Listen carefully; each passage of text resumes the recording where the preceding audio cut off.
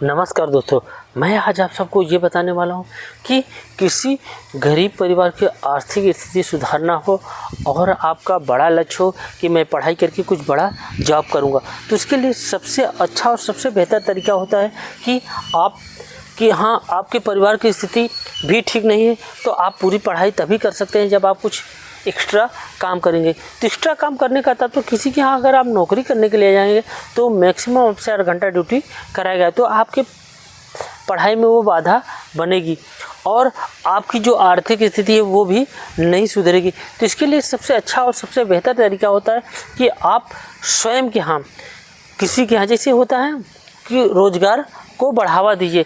जैसे अगर कहीं आपके आसपास या कहीं दूर दराज में कहीं होता है ना, रोल गोल की चीज़ें बन, जैसे पायल होता है, झुमका होता है, माला होता है, ये सब क्या होता है, ये कॉस्मेटिक बनती है। तो कॉस्मेटिक में वो घर घर पे गुहा जाता है।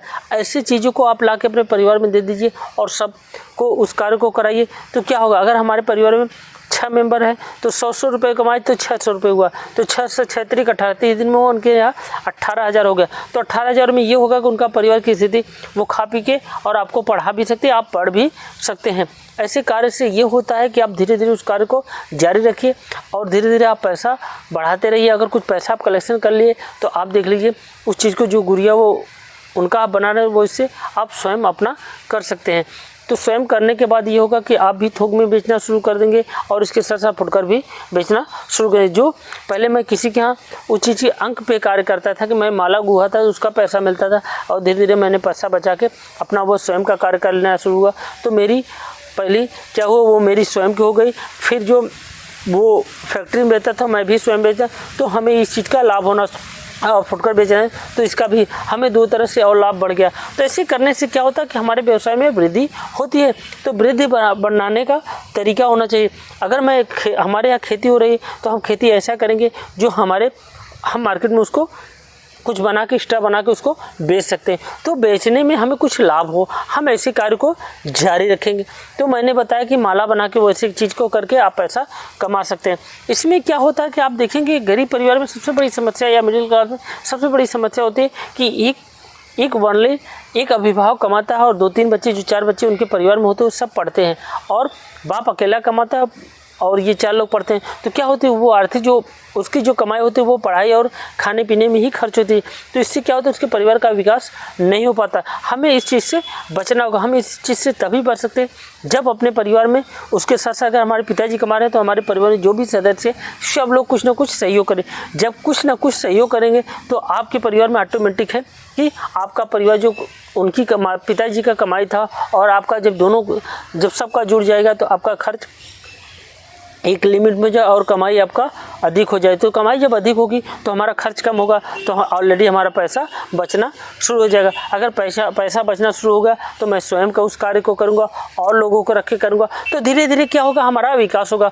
और उसके साथ साथ ये होगा, अगर हमें नौकरी मिल जाती है जो ठीक नहीं मिलती है तो हमारा ये व्यवसाय है ही, मैं इसको करूँगा। तो इससे क्या होता है कि आपके जो सोच की निगेटिव आती है वो निगेटिव नहीं आएगा। आपको ये नहीं लगेगा कि मैं नौकरी नहीं पाया तो कोई बात नहीं कि मेरी जीवन खराब हो गई। आपको ये लगेगा मैंने अगर नौकरी नहीं पाया तो मेरा व्यवसाय, मैं इस व्यवसाय को और बढ़ाऊंगा और पैसा कमाऊंगा। आप तभी कर सकते हैं जब आपके पास रोजगार, उस चीज़ का सृजन आपने कर लिया।